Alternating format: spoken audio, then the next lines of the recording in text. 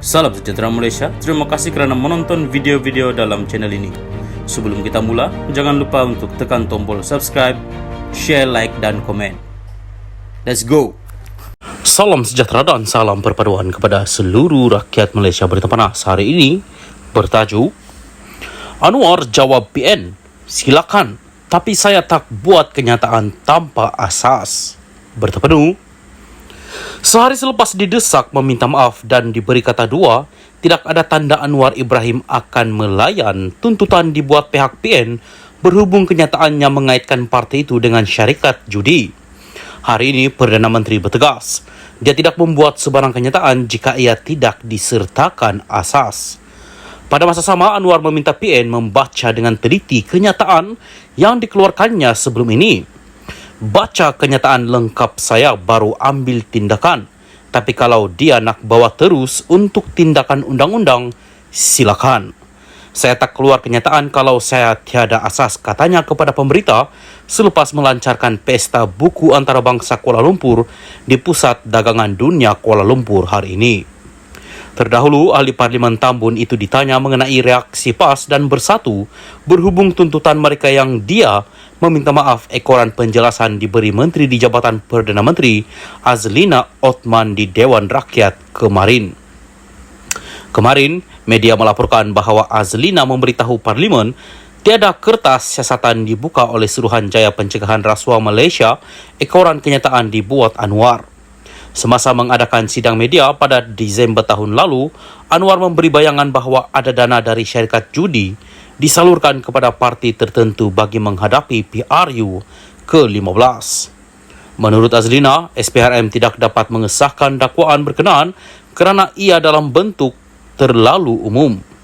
Ia mendorong PAS mendesak Anwar membuat permohonan maaf secara terbuka, manakala Muhyiddin Yassin yang juga pengurus CPN memberitahu pihaknya sedang berbincang dengan peguamnya untuk meneliti kemungkinan mengheret Perdana Menteri ke mahkamah. Tidak lama kemudian, Azlina mengeluarkan kenyataan. Kerajaan tidak pernah menyatakan siasatan kes itu dihentikan. Sebaliknya, SPRM boleh membuka fail berkaitan pada bila-bila masa. Dia yang juga ahli Parlimen Pengerang menambah, selain SPRM, siasatan turut boleh dibuat oleh agensi penguat kuasa lain termasuk polis dan lembaga hasil dalam negeri. Menurut Anwar, siasatan berhubung isu dana berkaitan syarikat judi tersebut diteruskan oleh pelbagai agensi dan tindakan lanjut diambil selepas pihak berkuasa mendapat bukti baru. Sementara itu, ketika diminta mengulas mengenai pembentangan Akta Mahkamah Syariah Bidang Kuasa Jenayah 1965 Pindaan 1984 atau lebih dikenali sebagai RUU 355, Anwar menyifatkan individu yang membangkitkan isu tersebut sebagai bermain politik murahan. RUU 355 ini dah 3 tahun. Semasa ada dalam kerajaan, dia lupa. Apabila dah jadi pembangkang, dia bangkit semula.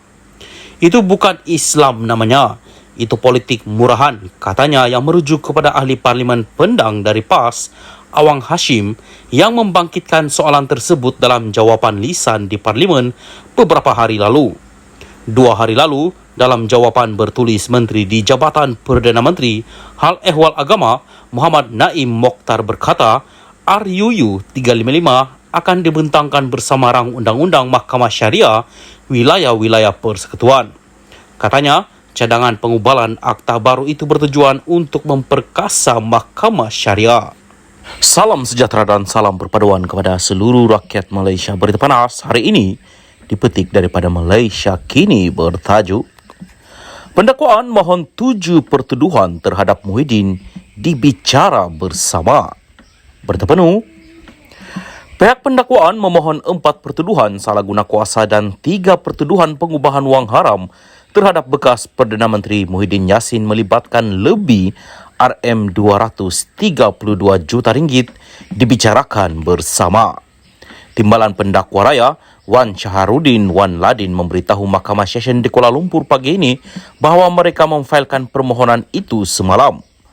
Peguam Muhyiddin Hisham T. Potek memberitahu Hakim Azura Alwi bahawa pihak pembelaan memerlukan masa untuk menjawab permohonan perbicaraan bersama itu. Azura kemudian mengarahkan pihak pembelaan memfailkan affidavit mereka sebagai jawapan kepada permohonan itu selewat-lewatnya pada 30 Jun dan bagi pihak pendakwaan memfailkan sebarang jawapan kepada jawapan itu dalam tempoh 2 minggu selepas 30 Jun. Dia juga menetapkan 4 Ogos untuk sebutan kes memandangkan 2 permohonan Muhyiddin belum selesai di Mahkamah Tinggi di Kuala Lumpur. Permohonan pertama adalah untuk memindahkan kes itu dari Mahkamah Session ke Mahkamah Tinggi dan satu lagi untuk membatalkan 4 pertuduhan salah guna kuasa. Ketika ditemui media selepas prosiding, Hisham berkata mereka akan membantah permohonan pihak pendakwaan agar pertuduhan dihadapi Muhyiddin dibicarakan bersama dan menegaskan pasukan pembelaan hanya menerima salinan permohonan itu awal pagi ini. Peguam mengulangi pendirian mereka bahawa pertuduhan salah guna kuasa tidak mendedahkan sebarang kesalahan undang-undang dan pertuduhan itu tidak menyatakan butiran kesalahan itu. Permohonan Muhyiddin untuk membatalkan pertuduhan terhadapnya memfokuskan pertuduhan predikat utama iaitu 4 pertuduhan salah guna kuasa.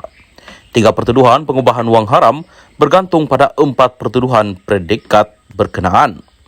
Muhyiddin menghadapi 4 pertuduhan salah guna kuasa di bawah Seksyen 23-1 Akta SPRM 2009 iaitu menggunakan kedudukannya sebagai Perdana Menteri ketika itu dan Presiden bersatu untuk suapan berjumlah RM232.5 juta ringgit daripada 3 syarikat dan seorang individu antara 1 Mac 2020 dan 20 Ogos 2021. 3 syarikat itu ialah Bukhari Equity Sendirian Berhad, Nepatris Sendirian Berhad dan Mem4 Sendirian Berhad, manakala individu terbabit ialah Azman Yusof. 3 pertuduhan pengubahan wang haram itu dikemukakan di bawah Seksyen 4-1-B Akta Pencegahan Pengubahan Wang Haram, Pencegahan Pembiayaan Keganasan dan Hasil daripada Aktiviti Haram 2001 yang dibaca bersama Seksyen 87-1 Akta yang sama. Pemimpin berusia 76 tahun itu didakwa menerima lebih RM120 juta hasil daripada aktiviti haram daripada Bukhari Equity Sendirian Berhad antara 25 Februari 2001 dan 8 Julai 2022. Pengubahan wang haram itu didakwa dilakukan dengan menerima wang yang dimasukkan ke akaun bersatu. Ahli Parlimen Pago itu berdepan hukuman penjara 20 tahun dan denda 5 kali ganda jumlah suapan atau RM10,000 yang mana lebih tinggi bagi pertuduhan salah guna kuasa. Bagi kes pengubahan wang haram, dia boleh dihukum penjara 15 tahun dan denda 5 kali ganda jumlah terbabit atau RM5 juta yang mana lebih tinggi. Muhyiddin pertama kali didakwa pada 10 Mac. Dia mengaku tidak bersalah dan memohon dibicarakan terhadap keempat-empat pertuduhan salah guna kuasa dan 3 pertuduhan pengubahan wang haram.